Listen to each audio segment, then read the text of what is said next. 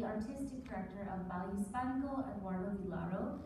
They are going to share with you some insights into what you will see for this evening's performance at 8 p.m. And I also want to remind you to come towards the front of the stage at the end of the show, where you will be able to share a little bit about what you saw, what you experienced for our closure talks. Thank you. Hi everybody, thank you for being here.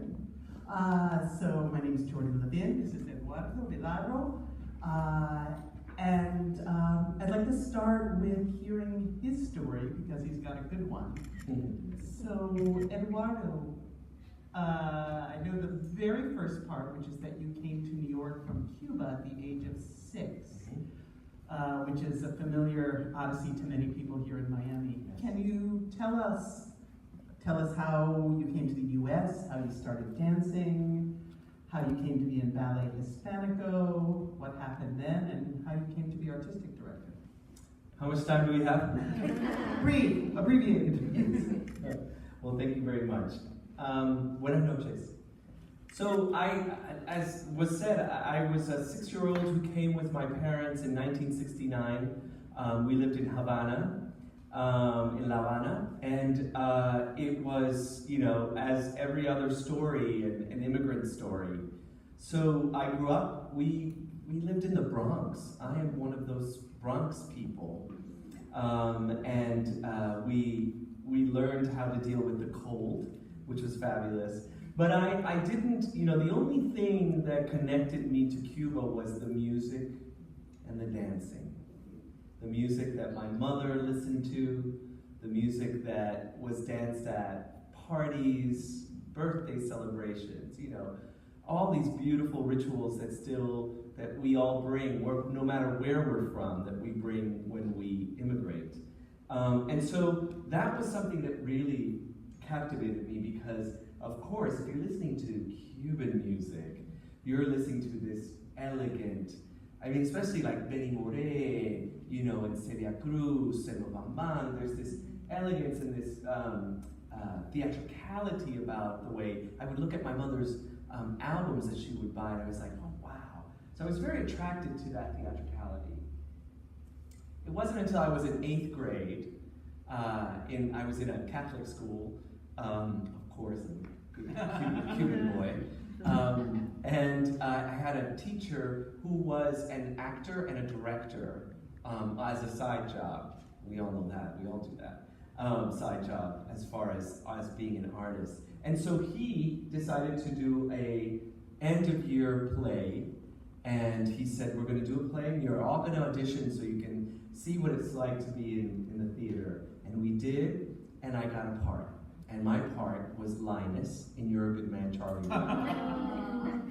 And Linus gets to dance with a blanket. And the director said, now, I know theater, but I don't know dance, so you make something up. I was 12, right? And I was like, yeah, I'm gonna make something up. And I think that's the bug. I performed, I danced in front of an audience, the ability to commune with total strangers, the ability to express and also connect. For an immigrant child, that is major and life-altering, because then you feel like you belong. Because of course we're still not, you're still doing the, like I've said, the identity mambo, right? So that happened, and then I did the whole Billy Elliot move. Cuban family. I was doing really well in school. I was getting scholarships to go to this private school for high school. I was doing really well. So my parents were like, yes, el doctor, el abogado, he's gonna do it. So I would take this capoeira class, which is a Brazilian martial arts, and then next door there was a ballet class, so I'd sneak into ballet class. Because remember, before 1969, where my family grew up, the whole idea of ballet and what Alicia did with ballet in Cuba didn't exist. The arts existed and the love and passion, because I still grew up with my family telling me the amazing art that was in Cuba, but it was not what the dance became later on. So I hid that, and so I trained, and then I started getting scholarships, Alvin Ailey, Martha Graham, and just doing work. And then I had to come out to my parents when I received a scholarship to go to Adelphi University. And it was, the first thing I said is like, Mom, you still don't have to pay for school. They're like, okay. My dad wasn't too thrilled with me being a dancer, but my mom really just was excited. So that's it. I want to just throw in very quickly. So many times I've heard, not to make your story any less important than it is, but so many times I've heard these stories about this moment when a kid sees a performance or gets to do something. And sometimes they see something amazing, like Robert Battle, the artistic director of Alvin Ailey, who saw Ailey as a kid in Miami and was like, whoa, that could be me, I want to be that. Or Jamar Roberts, the star dancer of the company, who saw some little elementary school performance with glittery costumes to Mariah Carey, and he said, something about that, I want it to be that. So just a pitch for how important it is to keep the arts present in our schools and in our life, because you just never know when a light is going to go on inside a kid and they're going to find their destiny.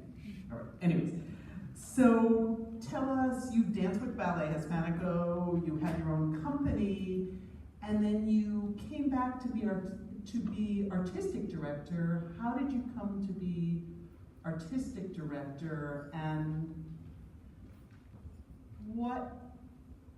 tell us how you came to be artistic director. It was a big deal because the company had only had one artistic director, which was its founder, Tina Ramirez. Yeah, so I have to tell you that I danced with the company for a decade under Tina Ramirez, and became a true artist under her leadership, and also fell in love with education and educating and giving back to the community. So that is very much part of my DNA. And I think that dancing with the company really served me so well. I didn't know until I left the company after 10 years. I went to Chicago. I did a master's in Chicago because I was like, I want to go back to school. I want to, you're figuring it out. And then when I finished the master's, I said, you know what? I'm going to start my own company. I'm going to start my own not-for-profit organization. Okay, so I did. I started. It was called Luna Negra Dance Theater, and it served the Midwest for many, many years, and it grew from nothing to a full organization. And that was a feat, and I have the scars to prove it. But it was a lot. It was quick education for an artist. And the thing about artists is that we're great improvisationists. So if we don't know, we act like we know, and we smile, and then make the move, right? So, so there was a lot of that. I mean, so I built a lot of both business acumen and also process and protocol ways of looking at organization and administration. And then at the same time, I was also creating, I was choreographing, I was developing performances, I was doing cross collaborations with the Ravinia Festival, with the Chicago Symphony Orchestra, with this, with that. So it was a really vibrant time, and then 10 years into it, another decade passed, I get a call from a headhunter who asked me if I could give them the names of people I felt were interesting for replacement of Tina Ramirez. I'm like, are you kidding me? Is this a bait? Are you baiting me? And they're like, yes. Yes, we are. And I said, I'd love to have a conversation with you. It was hard to let go of my baby. But I had two things going on. I had a real baby, and he's much more important. And that was my true baby, and understanding that I had given this art and this not-for-profit to a city And I had bosses by then. I had a board. So I was okay with giving it over to the city. And I did. After the process, I started. And when I came in, you know, Tina pretty much said what my father never said. Hey kid, here are the keys to the car. Drive safe. She really did. She's been supportive. She's still with us, thankfully. She's been supportive, but she has never once told me, no, don't do that. In fact, she's always been you're doing a great job. Which can be a difficult thing, because for how many decades she ran this, and it was the first company of its kind, correct? Correct. And another Miami connection, Robert Battle, being the third person to run Ailey and the first to come in from outside. And I think there's a big burden. It can feel like a burden to feel like you're taking over a legacy, right? Jordan, I have to tell you that all my friends sent me articles over email about founder syndrome and how disastrous and how organizations fall apart after the founder leaves. I was like, oh my goodness. Thanks. Yes. It's like, okay, this is not helpful. Yeah, but you know, I was so connected to Tina's original vision, and then I have my own vision of what it is to be a communicator for my community, that I was excited by the challenge. I was like, okay, we could do this. We could do this, and it's important to do this because this is an organization that's going to turn 50 next year, which is spectacular for a not-for-profit, Latina-founded and led organization in America to still be around. You know, so you have Ailey, you have DTH, and you have us. And that's only 3. So it should be 10, 15, yes. I'm sorry. But you don't have the Spanish Harlem dances anymore, the Spanish Harlem theater, and you don't have that anymore? No. That's shocking. Yeah. That's shocking. There's the Teatro Repertorio, which is a theater company. That's still around. That's been there forever. Yes. And there's certainly other smaller organizations, a lot of folkloric companies in New York. But as far as an organization like a dance company like that, yeah. So it's exciting, and so we did it. And you wanted to know about the aesthetic? I'm interested in how your vision, how you put your stamp, how you've changed the company with your vision. And I want to use that to take us into the program that we're going to see tonight. So we've talked about how you're interested in identity, and that's one of the big things you're interested in. And it also sounds like you're very interested in community. But let's talk about identity, what it means to be Latino. What does that mean? Latin dance, what does that mean? Right? What's identity mambo mean? Right, so that I built a company around this idea that, there's a diversity in the Hispanic diaspora, in the Latino and Latina world, that we're not one thing, that you can't put us in a box. So I built a company bringing in Latina and Latino choreographers and really had them look at their culture and themselves and create work that wasn't folkloric and that didn't live in stereotype or iconic representations, but use those things in order to then transform the way we are. Because as immigrants, we bring so much with us, but then we become so much. So we are in the middle, somewhat elevated, right? We are in the middle. I know you'll get that pun. A friend of mine a long time ago, Cuban American, and was an executive at MTV Latin America, he once said to me, Latino is a word that only exists in the United States. Once you get outside of the US, you're Spanish, you're Argentine, you're Mexican, you're Colombian, you're Cuban, etc. You're not Latino. To be Latino is a new thing. And so why shouldn't you define that? Right, and we can, I feel like we can go into a conversation about why that happens, but it would really get too long-winded. I only want to say that, we have enough problems with trying to affirm our own identity that if we start adding how many differences there are, so it's interesting to see what's happened because this country, this beautiful country that I am totally in love with, and it is my country,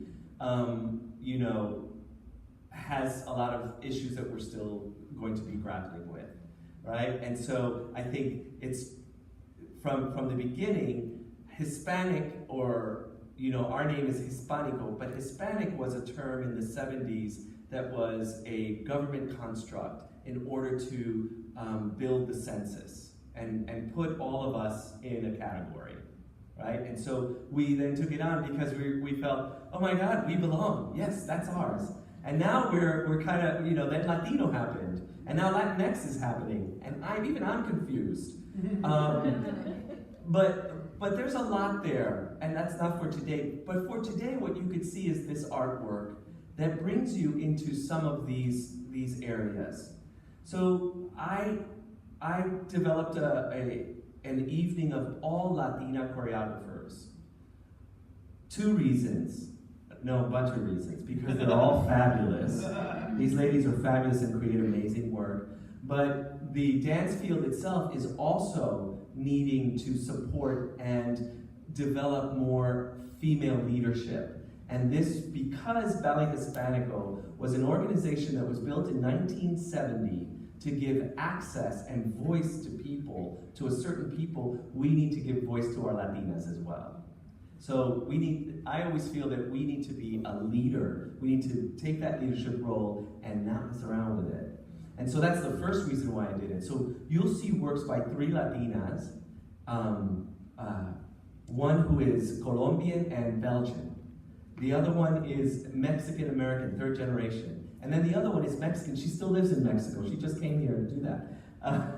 So it is perspectives on culture and everything, and that whole, how do you codify yourself, right? Going back to the question of, are you Latino, are you Hispanic, or this? So the first one is Línea Recta. Línea Recta is by Annabelle Lopez Ochoa. And Annabelle and I have been working for, oh my gosh, over 16 years together. And I asked her to create a work, and she wanted to create something that was very, reminded her of her youth taking flamenco. Now I have to tell you that it was our relationship, and I said it to you earlier, she tells people, when they write about her, Eduardo gave me permission to find myself as a Latina. She was in Europe doing work. She never did anything. She never thought that she could connect to her Latina roots, but she had them when she tells me, well, I used to dance flamenco, my mother's Colombian, I know Spanish. I'm like, niña, ¿qué tú haces? Levántate, wake up. And she did, and she's created 6 works for us that are specifically focused around that culture. Around flamenco or around being Latino? Around being Latina. And this is the first one? Was Línea Recta No. the first? No. You've been doing that for a while. Yeah. Tell us what the title means, because Línea Recta means straight line. Yes? Yes. The literal translation. Or direct line, yes. Direct line. My first thought was it's the opposite of what flamenco is, because flamenco is all curves, right? And the arms and the ruffles and the action. But it meant something else for her, or you interpreted it other ways. No, I think it meant for her connection to flamenco, her direct línea recta that was taking her to flamenco. And it paired so well with us because Tina Ramirez started this company as with flamenco dancers, with dancers learning flamenco, and she trained 7 girls who were from a very poor neighborhood, and they became superstars. And it's a wonderful story. And so while when she told me she was going to do that, I was like, absolutely, because it ran such a parallel for an art form to help someone develop and change. And so the work that you'll see, she wanted to play with flamenco. So flamenco has floreos, it has palmas, it has, some that you won't see shoes, tacones, because there's taconeo. But she was interested that when she sees flamenco, when she learned flamenco, she didn't do partnering. So male, female, like not real partnering, movement. It's always a solo. Oh, there's solo, the instrument. You're actually in relationship with the percussionists or the musicians. So, and the man and the woman, they don't, in so much other dance, men and women partner, they touch each other, they lift, etc. And in flamenco, they never touch each other, right? All this tension and relationship and sexuality, but they never touch. Right. It's like Bollywood. Tonight you'll see them touch, right?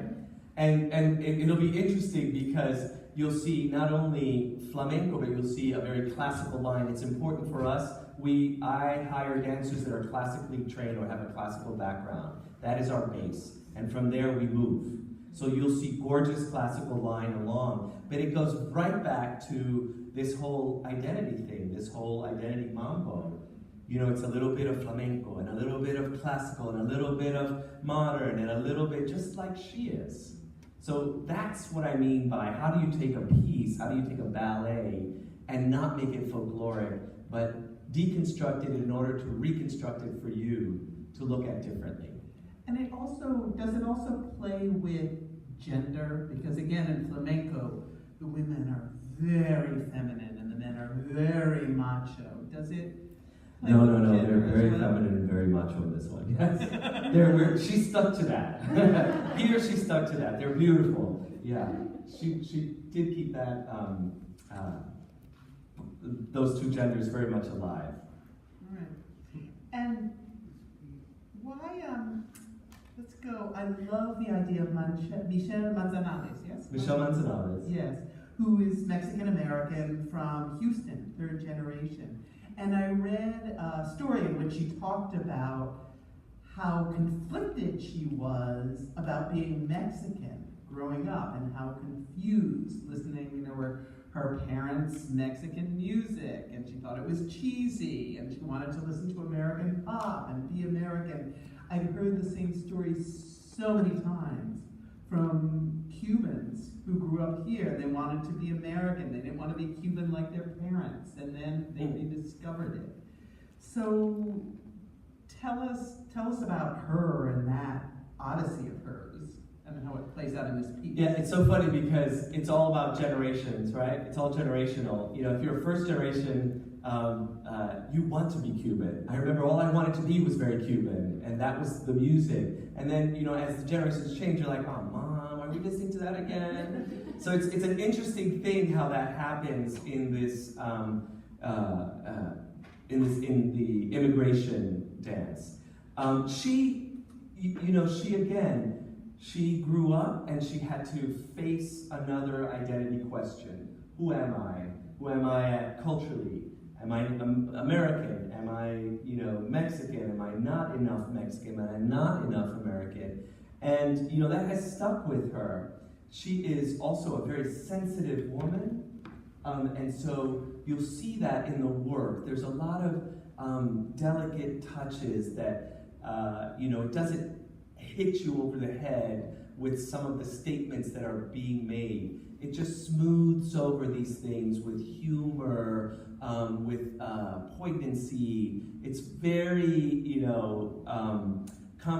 it invites you to think about these things. You'll hear, voices talking about what it is to be Mexican. You'll see iconic representations of what, some Mexicans think they are. And then you'll see, that put upside down. And then what you'll see is her really looking into herself for her identity mambo. Because once you crack open that whole cultural question, you really start talking about who am I? Do I fit in? Am I good enough? Am I feminine enough? Do I work hard enough? Am I pretty? Am I skinny enough? So you'll see how that comes out, because that's part of the whole struggle as well. I'm the mother of a teenage girl. All those questions. And it's called Con Brazos Abiertos, with open arms. So she's embracing that, yes? Yes, and you know, in a way, or you're absolutely right. For me, and I haven't, I have to talk to her about this. For me, I think that she's opening her arms to herself. But it's a beautiful way of saying, I'm inviting you, right? But it's so fascinating to see, because I think it is a journey for her, which allows the audience to feel very comfortable. I want to talk about, before we go on to Tania Perez Sales, why all women? Why all women? You're a guy. You're a guy, you're a dude. Why you deliberately chose to do a program with all women in 2017, which, as you mentioned, is the beginning of the Me Too moment. But tell us, was it just a natural thing, or a definite decision, and what are the dimensions of that for you? What were you thinking about when you decided to do that? So it's, again, I'll take it back to what I've already said. It is mission driven. We were founded to give access to people and artists who are not in the mainstream, who are the other, right? Or at that time were the other. And I think that at this moment it is important for us to take that leadership role and do something like that and say, yes, we're going to support women, because, first of all, to me, my mom is a goddess, right? What I saw her do with 3 boys in this country, crazy, and raise us and do that. So I know how important it is to also honor, the role that women have, and Latinas especially have in our community. So it was important for me, but it was an important moment. And so I took the opportunity to say, hey, not only do we not have, because we have a problem in the dance field, we don't have enough Latino as male and female anyway. Like, if I asked you right now, who's the most famous Latino choreographer in America?